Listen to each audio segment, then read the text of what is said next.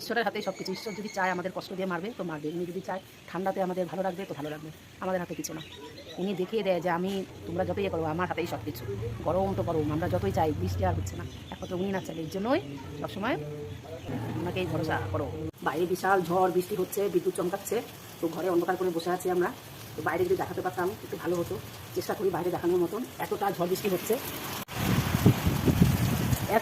এই জানলা বন্ধ যাচ্ছে, এত পরিমাণে ঝড় বৃষ্টি হচ্ছে।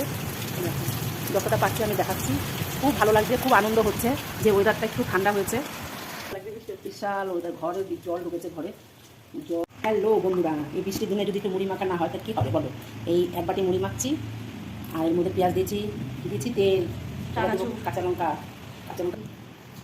লঙ্কা কাটিনি, এবার মুড়ি মাখিনি, তারপরে খাইনি। যতই বলি ডায়েট কন্ট্রোল করবো, করি আমি ঠিকই।